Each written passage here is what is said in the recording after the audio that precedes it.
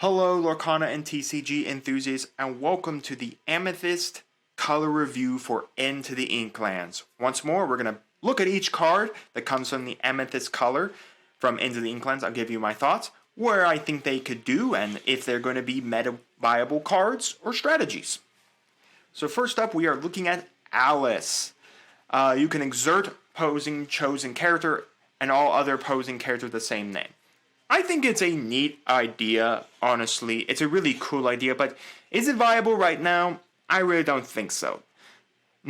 Sure, a lot of decks are playing 4-ofs of everyone. Everyone plays a 4-of of someone. But the aspect is that, are they going to have those characters out at the same time? Multiple Elsas, multiple this. Now, it does say the same name, so Jafar, Elsa, the Genie, Mickey Mouse, they all have the same name. It's not like the subtitle name like T Alchemist. No, it's just Alice. Just put everyone down to Alice. Put everyone down to Jafar. Exert them all. Nothing like the subtitle, which splits the characters differently from each other. So, it's neat. I don't think it's viable right now. I'm not even sure if there's even a strong strategy that could run around it, but still neat. Chernobog's followers. Last time we were here in the amber color, we checked out Chernobog that can reduce his cost by 1 for every character in your banish area. Chernobog's followers helps out the deck by being that whenever this character quests, you may banish to draw a card. Now this also is good for the Jafar engine that we will check out as well. Jafar, that whenever you draw a card while he exerted, gain a lore. Amethyst just has a very good amount of cards that have draw ability on them. I've seen a few decks play the followers, but not a lot. I think they're pretty neat because, I mean, you literally quest for 1, and then you're going to be able to banish it to just draw yourself a card. Just draw 1 more card. You gained the lore and drew a card. So, not bad. An okay card. Diablo. Whenever you play a character named Maleficent, you may look at the top card of your deck, put it either on the top or the bottom of your deck. So, he's really good for scrying your deck. But you need to play Maleficent. Now, there are a couple of Maleficents. We've got Draw Maleficent, we got Sapphire Maleficents, we got another Maleficent here. So there are some really good Maleficent cards. Again, scrying is pretty neat. There are a couple strategies I think you could do with scrying, but I don't think there's any deck really running around the idea of scrying the top of your deck. They either put that card on the top of the bottom. It is nice because if you know for a fact it's a card you don't need, you can put it on the bottom of your deck and then draw a fresh, random new card. So, neat nonetheless. The Genie. Now, this guy I think is a little underrated. I have not seen many decks playing him, but I think he's just super strong. Whenever this character quests, you may shuffle this card into your deck. Just draw 3 cards. You gain a lore, and then you get to +3. So, yeah. I mean, he's a 3/5 body, so on a 4, how many cards can actually do with this? Maybe just a new Steel Song card, then came Zeus and he struck down the Genie with lightning. Maybe that's it, but still. A really good draw 3. I have seen a couple of people playing him with the Jafar strategy, because if a Jafar is exerted, you basically just draw 3 cards. Again, just another really good strategy for anything Amethyst related, where you can just cycle 3 more cards into your hand. So seeing more stuff, just getting more drawability. Again, typically you only draw a card a turn unless you're playing cards that allow you to draw. So being able to mitigate that to draw 3 more cards is really, really good. Again, hand size is very, very needed in card games. Having hand advantage is very needed. So anyways, the Titans debut in this set. They are split between Steel and Amethyst. Amethyst got 2, Steel got 2, and Steel got Hades that supports them. So anyways, Hydros, he 3-body, quest for 2, and you can exert a chosen character. It's neat. Most of you, he's just going to be here to do for the questing, and that's it. Iago, he has evasive, and that's about it. He quests for 1. Now, I've seen people play this Jafar alongside the Steel Jafar. I think the Steel Jafar is just a little bit better because he's got 3 attack on him. But they're both 3-cost characters. You can use both if you want. So anyways, I am the master now. When you play this character, look at the top 2 cards of your deck, place one on the top and the other on the bottom. So it's just a nice scrying effect there, and that's pretty much about it. Now this is the Jafar we need to talk about. The man, the myth, the legend that I do believe can take a tier 1 spot in the Into the Inklands season. So he's a shift 5 over anyone named Jafar. He has evasive naturally, so he's well protected. Again, the only thing from challenges, he's not protected from getting nuked off the board by ruby cards or steel cards. And then power beyond the measure. During your turn, while this character is exerted, whenever you draw a card, gain 1 lore. Now, let's make sure of that during your turn. So if your opponent's playing a steel deck and they go whole new world to pitch your hand to draw fresh 7, that doesn't activate Jafar. Not even at all. It's on your turn when he's exerted and drawing. So the combo is, and I already have a deck profile of it, and a gameplay of it as well. I'll leave a link down in the description below for that video. But what you do is that you shift over your Jafar with him. Then you'll have him sing a whole new world. He becomes exerted. We both draw 7 new cards. We're already at 7 lore. Then, if you have Captain Hook thinking happy thoughts, you can have him sing another whole new world. That's 14 lore right there. And then if you've quested some lore here and there, then you're already getting up to 20 by turn 5.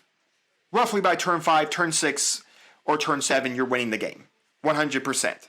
That's just how powerful this Jafar is. Again, it shows the nature where Lorcana has sped up extraordinary. I would like Lorcana to slow down just a little bit, but I mean, just amazing card. Mwah, mwah, mwah. Really, really, really good. Definitely taking a tier 1 spot. Lena Saberwing, she just has Rush. We've seen Rush on characters before. But now we have Magic Brooms. They got 3 new cards and a location. So Broom Control is definitely a strategy to play. We got Magic Broom, the Dancing Duster. When you play this character, if you have a Sorcerer character in play, again, typically we're going to have that Mickey Mouse that reduces all our broom cost by 1. You may exert chosen opposing character. They can't ready to start the next turn. So this is really good to exert those characters we don't want re-standing. We have Magic Broom, the Swift Cleaner, because we need to make sure we speak about the different versions of Magic Broom, because we also have Magic Broom Steel that gives resist, and we also have Magic Broom that shuffles back stuff. So yes.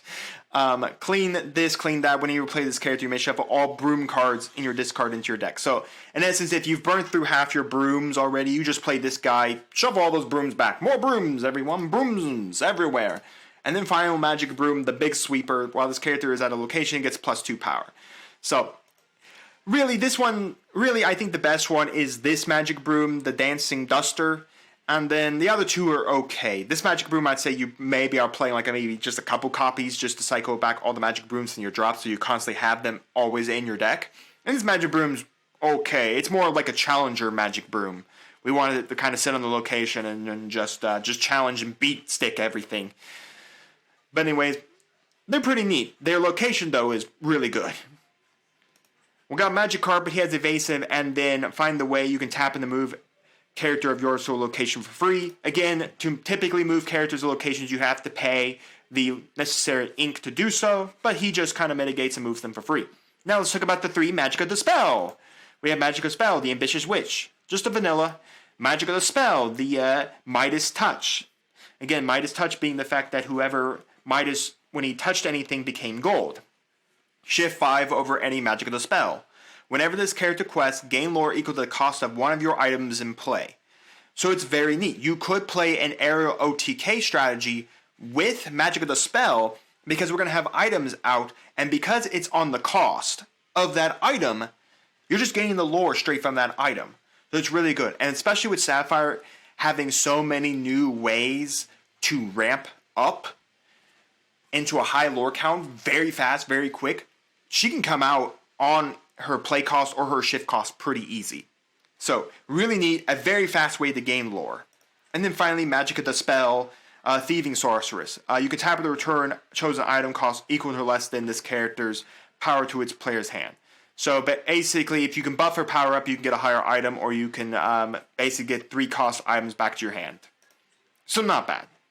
Again, a really cool combo strategy to probably play with some form of item control out of Sapphire. Just because then you can ramp up very fast to get her out quicker. We have a new Maleficent here. Dark Knowledge. Whenever this character quests, you may draw a card. Hey, look at that, everyone. Finally, a card that draws when we quest. Really nice. And then, Divination. During your turn, whenever you draw a card, you may move one damage counter of a chosen character to chosen opposing character. So, this whole new mechanic is now beginning, where we can now just manipulate where damage is put. We have characters that when they're damaged, they do something. For instance, the Steel Beast doesn't want to be damaged because then he doesn't get you to draw a card. But with this Maleficent, you can move that damage off him onto something else. Now, again, once the damage threshold is met, or the will has been overmet or met, the character's just gone. You can move them to locations. I suppose you could also move them to your opponent as well. I haven't tested this out, but still. It's neat. We are going to see some cards that are going to start manipulating damage and moving them all over the place. So I think there is a strategy there. I'd have to really think about the strategy itself of how the deck could work and all of that to function. But still, the best part about this is that she quests for 2 and she just gets you to draw a free card. Just nice. Again, you can combo her with the Jafar. It's a little slow because by turn 5 we're typically playing this Jafar, and that's the Jafar we want to start, and we want to start doing the hyper draw combo. Mama Uday is here, everyone. Listen to your mama now. Whenever this character quests, you move up to 2 damage counters for chosen character to chosen opposing character. So basically, again, just manipulate damage. And then Pau, when this character is banished, you may shuffle this card to your deck. So in essence, it's a very annoying card. For a 2 cost, 2 quest, 2/2 body, very good because it's an annoying card to deal with because it's always cycling itself back into the deck. And it shuffles. Remember, there isn't a lot of cards that shuffle the deck. A lot of them are always, look at the top cards, put this, one in your hand or put on the bottom. Look at top 2, put top bottom, put top bottom, put top bottom. There's not shuffle. Broom from chapter 1 shuffles, Payu shuffles, I think there's a Hey that shuffles. So we're seeing a lot more cards that now like shuffle, but they're typically shuffling from the banish zone. We have a Challenger 3, Rafiki, and this is interesting as well. We're kind of seeing maybe a little bit of a move to how Lorcana wants to do challenges. Whenever this character challenges a hyena, now we only have one hyena, and it's out of Emerald. This character takes no damage from the challenge. So we are seeing this idea where Lorcana is trying to say, you challenge these specific type of characters with this specific type of character, you won't take any damage. Which I think is a really neat idea. I hope they flesh this out some more. That'd be really cool. Especially because if those cards become more meta relevant, like if hyenas become the entire deck, then we're definitely going to want to play as Rafiki so we can challenge hyenas without being damaged ourselves. So neat idea nonetheless. Next up we have Stratos, second of the 4 Titans. The only Titan we're actually missing is the Cyclops. We don't have the Cyclops just yet. So anyways, he has the evasive, and you can gain lore equal to the number of Titan characters you have in play, which is very neat. Now, he doesn't naturally have any lore, but if we can spam the Titans, we can use his ability to gain lore to the number of Titan characters we have in place, which is neat. Anyways, we have the Firebird, just a 4 cost, 6/2 body. I don't think that's power creep, that's just a good body to challenge stuff, and it's neat. It only quests for 1. We have another, the Queen. She just has a 4/3/3 and then quest for 1. The Treasure Guardian, who disturbs my slumber. This character can't challenge or quest unless it's at a location. It's actually thematic in my opinion because the fact is that he's actually a location. That's where the lamp is. So it's pretty neat. Again, it means that if your opponent constantly kills off your location, he's not overly broken. He's a 4 cost that's a 6/6 quest for 2, but he has to be at a location. So, but if your opponent constantly is knocking out your locations, then he constantly cannot do anything but sit there and look pretty. So, I think even though you could see he's kind of power creep for being how high power and how high will, and he is questing for 2, but he's very controlled because he needs locations. Next, we got up Ursula. I do like this art of Ursula, I will not lie. But anyways, whenever this character quest chose opposing character can't ready. So it's really nice. We saw the broom do it, this broom dude. We have Ursula doing it. By the way, she's actually a sorcerer. So that does mean this broom does trigger as well because she's a sorcerer. It makes complete sense. I wouldn't have thought of her as a sorcerer, all honesty. Because to me, she's more like a witch. Well, I guess a witch is a sorcerer. Because but she's almost like a potion maker. I don't think she has like any magic. Mama Ode is a sorcerer. I thought Maleficent was a sorcerer. It makes sense. Maleficent is a witch. But I didn't think of Ursula like as a sorcerer. But neat nonetheless. So anyways, that's all the characters. Out of everything, I think there's some neat strategies. Jafar is number one. The Titans, I think, is gimmicky. I think we need more. We got a really good genie. We got Jafar is just top notch. The brooms are really good. Magic of the Spell, I think, is gimmicky, but I think if you could get it into a good deck strategy, I think you could do it. And we have some other good cards. Rafiki's good if we could see Hyena decks. The Maleficent is amazing because now it's really a target your opponent has to deal with. Being that it basically draws you a card every time it quests. And Pamu is really good too. So overall, the characters are pretty neat. Let's go into our actions and items. We have Bestow a Gift. Move 1 damage card for chosen character to chosen opposing character. Again, just damage manipulation. On a 1 cost. It calls to me. A 1 cost song. So anybody who's 1 or more can sing this. Just draw a card, then choose 3 cards from your chosen opponent's discard, shuffle them into your deck. I'm not sure about this bottom one here, because I'm like, I don't know if I want to shuffle anything into my opponent's deck. Really, do I want to shuffle anything? Now, if we do start seeing cards and stuff that really plays in the graveyard, this will become more prevalent. Right now, we're not really seeing a lot of deck strategies that play out of your banish zone. Yeah, sure. Maybe this is really good to go against Chernobog to increase them by 3. So if you say have 7 characters in your opponent's drop zone, you play this to get rid of 3 of those characters. So now Chernobog only has 5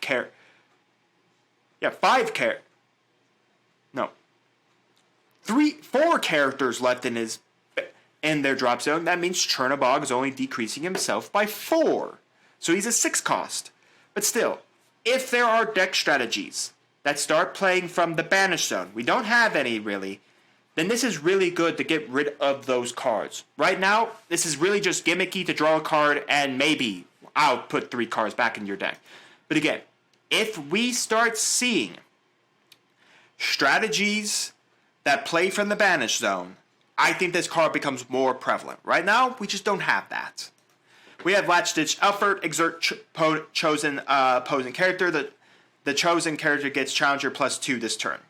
Then chosen character. So basically, you exert one of your opponent's characters to then give one of your guys a challenger 2, so they can just basically punch over it. It's neat. A steel strategy could probably play that, or maybe even Amethyst Ruby Control could play it as well, just so you have that control essence. Now we have Bosses on a Roll. Again, we are seeing songs that are just kind of pulling like phrases out of the song, because Poor Unfortunate Souls is the song that comes from this, or the title of the song. The Bosses on a Roll is a line from the song. Again, Rasburger does not have this infinite amount of songs to go through. They have a finite amount of songs, so they're going to have to use phrases and stuff from those songs to do it. Not saying that Be Prepared can't suddenly become a steel card, or Be Prepared can't suddenly become an amethyst card. I'm saying we can't have the names of those songs become another color, where Be Prepared could be ruby, but it could also be any of the other 5 colors. So, cost 3, singer 3, all we know. Look at top 5 card art, put any one of them top bottom of your deck in any order, and gain a lore. It's neat. It does give you the top 5 knowledge to put them in any order you want. So maybe if you have the ability to draw, like comboing maybe with Jafar. So you go that to try to see what your next 5 cards are. Maybe you're looking for like Jafar, you need it faster. You could put some in the top, put some in the bottom. It's neat. I think like maybe in like a broom control deck so you can see what you're getting. Maybe in more of a draw combo deck. I'm kind of iffy on it. It's neat. It does gain you a lore for free. So if you sing it for free, you're gaining a lore for free. Meaning if you sang it on a character as well. Now, I will say one thing you could do is you could use it off the new Ursula from Emerald that can sing songs and then play those songs for free. You could look at like the top 10 cards of your deck and really start playing around. But again, you'd have to put like almost all 5 on the bottom and then take a look at another 5. But say you only put like 3 at the bottom, 2 on the top. You look at another 3 cards and you can see what you want. And then basically you gain 2 lore for free. So there is that chance. Also, I will say, spoiler warning, the Ursula out of Emerald is really good in Amethyst because she can sing Friends on the Other Side twice and draw you 4 cards. really broken. Really good, though. The lamp, good or evil, banish this item. If you were character named Jafar in play, you get to draw 2, so it combos with the draw Jafar, where, again, that Jafar needs to be exerted to do so. If you have a character named Genie, you can your chosen character would cost 4 or less to your hand. You mostly want the draw 2, but again, this is so restrictive because you either have to have Jafar out, or you have to have Genie out. Otherwise, this item is completely useless to you. I'm surprised they did decide to do something with Aladdin. I'm kind of surprised there's not, like, Aladdin in this as well. Like, if Aladdin was in here, do something. I think that was a missed opportunity. The Sorcerer's Hat. So you could tap it to pay 1, name a card, then reveal the top card of your deck. If it's the name card, put that card into your hand. Otherwise, put it on the top of your deck. So, this is neat. This is the whole reason we have so many cards at Scry. Because we are literally naming the top cards of our deck and adding it to our hand. Now, I don't think it's great. I'm not exactly sure if there's like a deck strategy really wants us to kind of play around with this to get cards to our hand. Maybe Magic Broom strategy? I'm not exactly 100% sure how good this card really is. And if I'm being honest, yeah, we get to name the top card of our deck and add it to our hand. Name top card of our deck, add it to our hand. So it's just another way to draw a card. But still, if there was a way, like, if there were cards like, if you add a character to your hand, play it, strategy kind of like Mufasa, maybe we could have more or less this card be better. But as of right now, I'm kind of iffy. It's neat. It's got a really neat effect because you can literally name a card off top of your deck, add your hand, and literally tell your opponent what it is. But nonetheless, unless there's literally a strategy where there's something like naming cards correctly, or if you add a character card correctly to your hand, or add something to your hand, you can activate it. We don't have that. So maybe in the future this card will get better. As of right now, I'm iffy if this card's even good. Alright, to the 3 locations. We have generic location Forbidden Mountain. Now we have this one, the Queen's Castle. It gains you 2 lore a turn. The other one gains you 1 lore a turn. But this one's very interesting because for 1 cost on a 7 body, at start of your turn, for each character you have here, you draw a card. So if you really, really wanted to play like a really fast turbo draw deck, this isn't bad because if you have 2 characters here, you draw 2 cards. 3 characters here, draw 3 cards. And it has 7 will on it. So it's just very, very strong overall. Very, very good. Because it's going to take a couple characters from your opponent to knock this fully out. And again, a lot of the cards from Chapter 1 and 2 do not have a way to target locations for damage. We only have Kaboom from this, and there's a couple steel cards that deal with locations, Kaboom being one of them. But there aren't a lot of ways to deal with locations other than punching it with your guys, which exerts them, forcing them not to be questing, and force them to deal with the location. So, neat. And then finally, what makes Broom Control, and I think a Tier 2, if not Slimline, like that Tier 1.5 area, but I think it's still Tier 2. I don't think it's going to be meta relevant. I think Tier 2 still means, it's good. Your character's named Magic Broom, move here for free. So all your Magic Brooms just come over here for free. Then, characters get a +1 lore per turn. Now understand, this location gains you no lore. But every character here has an extra lore. The Magic Broom that gives resist to something has 1 lore already on it. It's now 2 lore. The original Magic Broom is 1 lore, and now it has 2 lore. Now let's look at the other Magic Brooms. This broom becomes 3 lore. This broom, 2 lore. This broom, 2 lore. And because Magic Brooms can come here for literally free, there's no stopping Magic Brooms from coming here for free. You literally can just spam Magic Brooms here, and they're all going to get an extra lore. And then we just go brooms, brooms, brooms everywhere. The Mickey Mouse that reduces the cost of brooms and returns them to your hand when they're banished in a challenge is amazing. Like I said, the Magic Broom that shuffles all your brooms back is really good as well. And if we combo it with some really good draw support, like using the steel like the Beast, to draw 2 cards a turn. We have Friends on the Other Side. I mean, heck, you could even play like a mini Jafar package in here because we'll have that steel engine.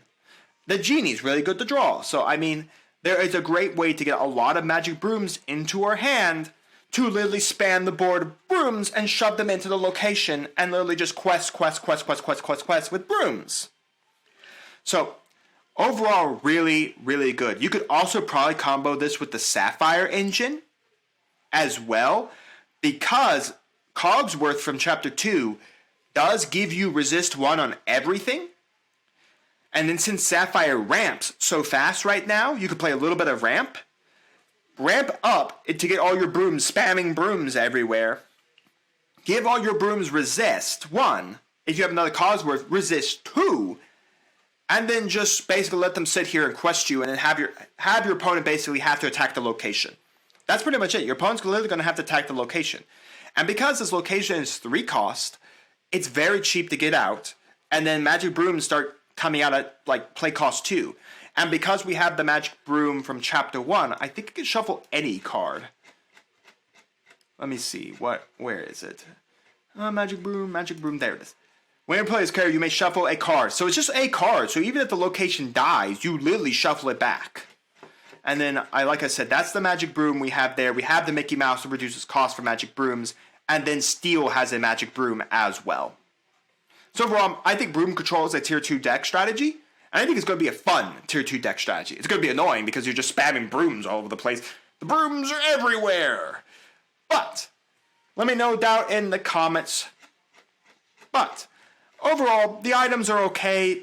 I think they're okay. The lamp's neat. Bosses on a roll is okay. I think they're okay. The locations, I think out of them, Broom Control got a really good one. And I really think any Amethyst deck is going to play this, the Queen's Castle, because you could just draw a whole bunch of cards. You could just get a whole bunch of cards by having a whole bunch of characters sit on this location.